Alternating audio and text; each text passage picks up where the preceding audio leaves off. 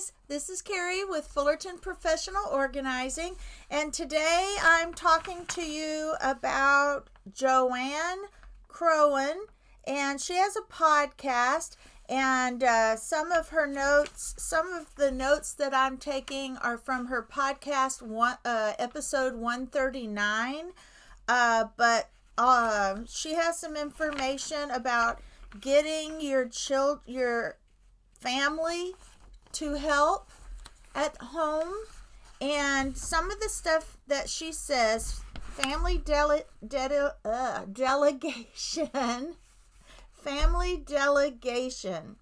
She says, number one, why to eliminate the overwhelm. That's your why. And how to teach your kids to do the chores without nagging or reminding.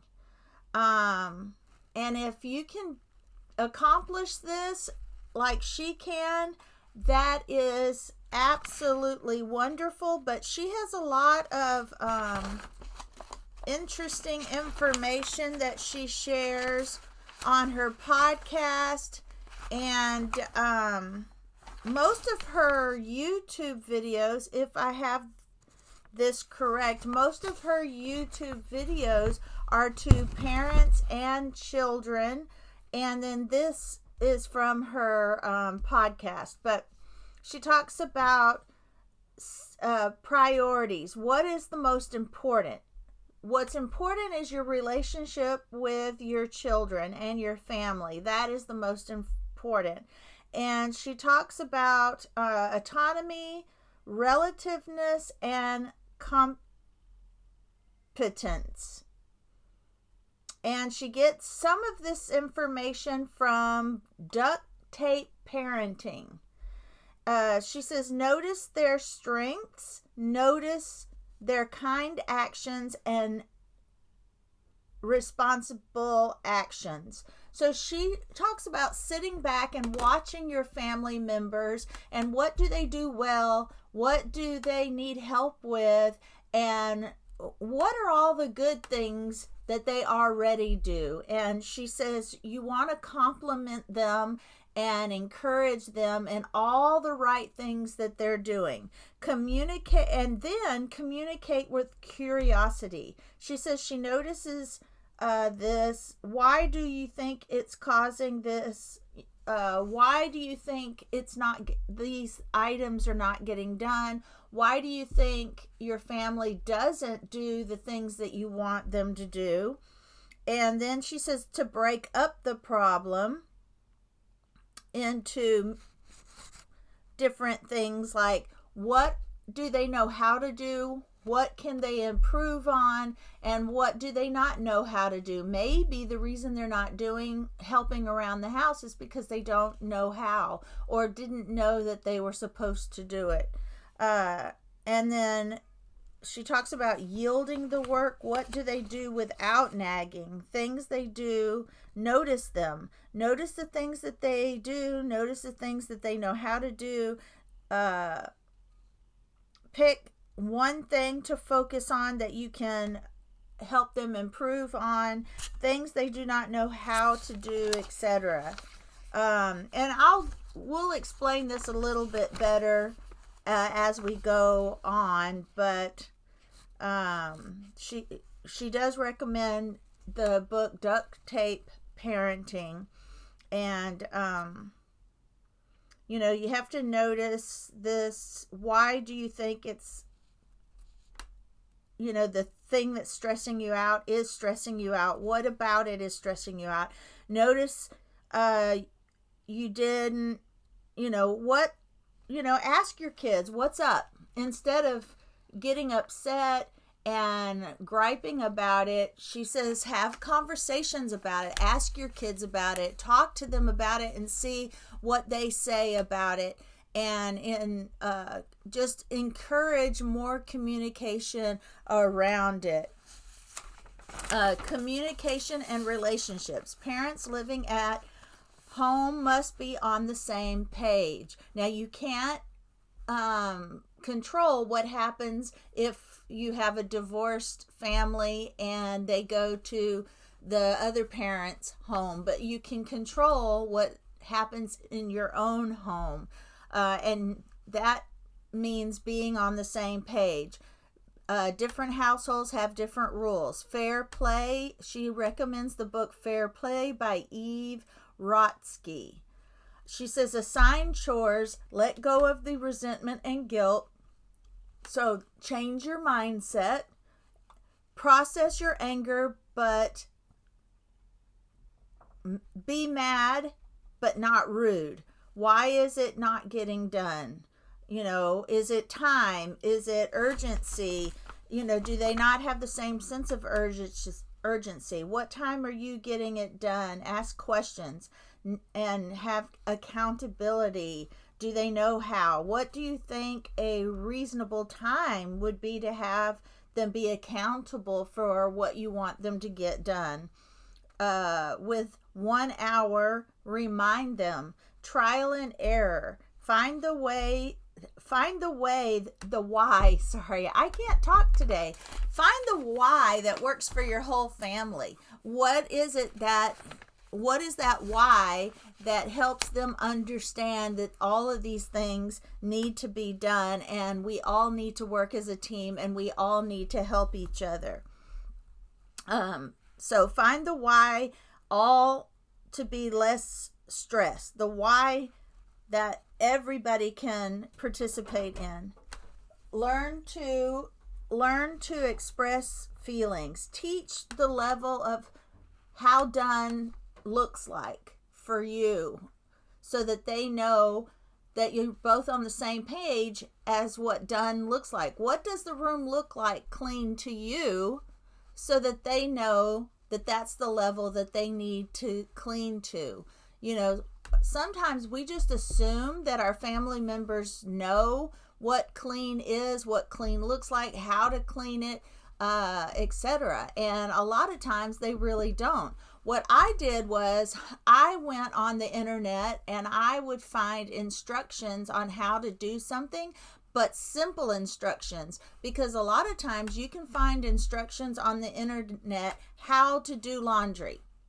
Well, it tells you how to do laundry, and then it tells your kids all the different types of fabric. It tells them all the different types of loads. It tells them all the different types of laundry detergent. It goes into so much detail telling your kids how to do something that in itself is overwhelming. So I tried to find the simplest instructions I could for my kids that were in one page, so that they could kind of scan it with their eyes and read it quickly and still know how to do what needed to be done, and to do it at the level that I wanted it done.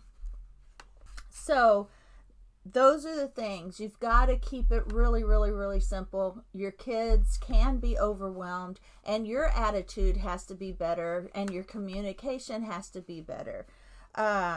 So let's see. Teach the level. And then they suggest, now this is a real big one. I don't know about some of the things that she says, because I find that, yes, communication is great. Yes, talking to our kids is great. But sometimes that isn't enough. They still don't want to do it. You can talk about it all you want, but when it comes down to it, consistency is the key. Trust, but verify is also the key. Now, I do completely agree with this here. The I do, we do together, and they do. Teach them how to do something first.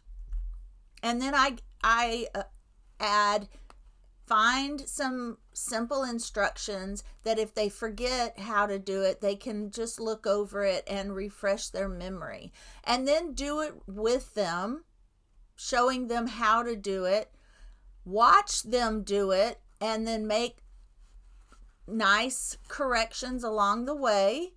And do that until they have it at the standard that you want it. You have to show them over and over until they get to the standard that you are asking of them.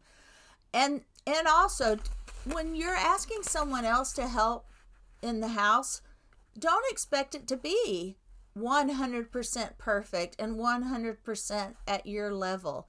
It's still helpful. If they go in and clean the bathroom, it's still easier for you when you decide you want it to be at your standard. Even if they go in with a lick and a promise, that's one layer cleaner than if it hadn't been cleaned at all. And then when you have company come over, all you have to do is do another good lick and a promise, and it's going to be to your standards. Use the visual aids like checklists or steps. And then decide together what your level of done is. All right, now I'm going to kind of review all of this again, just in case I kind of went, instead of in a straight line, I went here and there for you in case. So JoAnn shows us how the issue we have with delegating our relationship-based, and shares with us steps to get our family to help out more without all the negativity. So often we are told we need lists and things we need to check off to make sure we delegate to our family. But the issue is a little bit deeper. It's also relationship based. Now,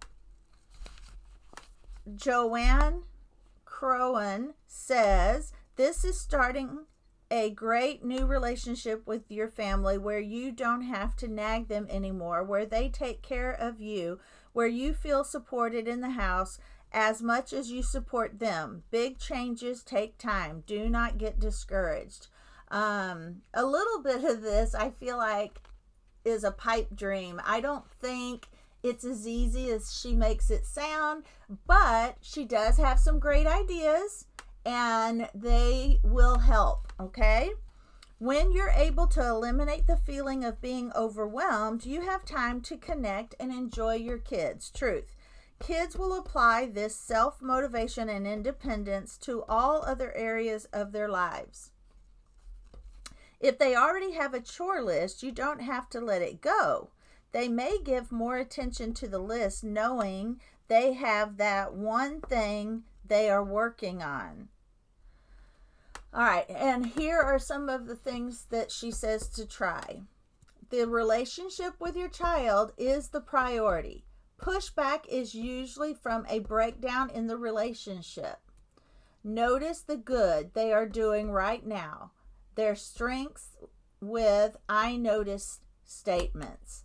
Notice all the things that they do that are good. Now, she used to be a teacher, and so she's applying her positive ways of communicating in the classroom. She's attempting to apply that at home.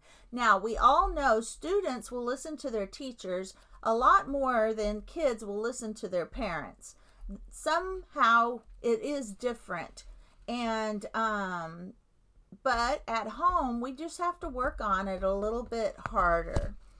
Communication with curiosity. Kids get defensive when we play prosecutor. That is very true.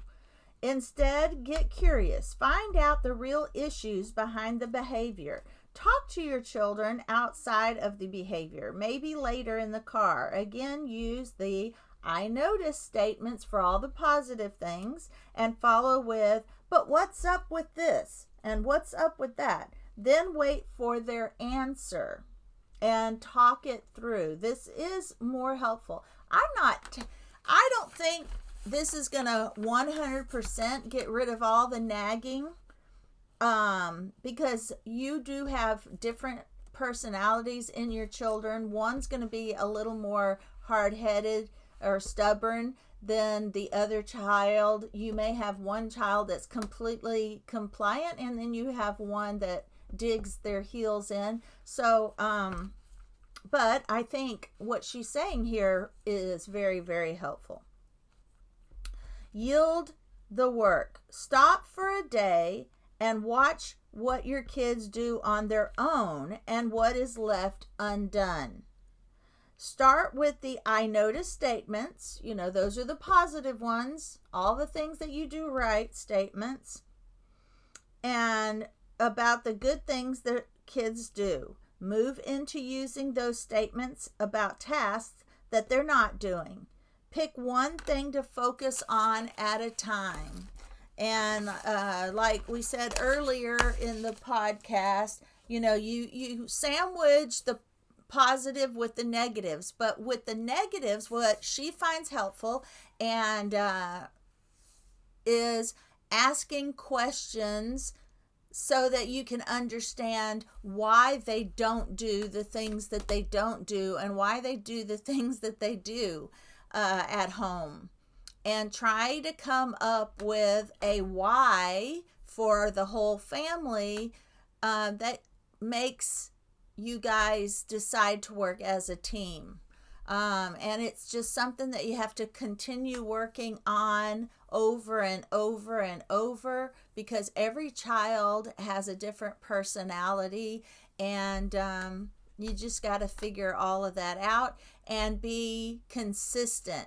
You can't expect them to do what they want to do. You can't expect them to do their chores unless, one, you've showed them how to do it. Two, you've done it together enough times until when you have them do it alone,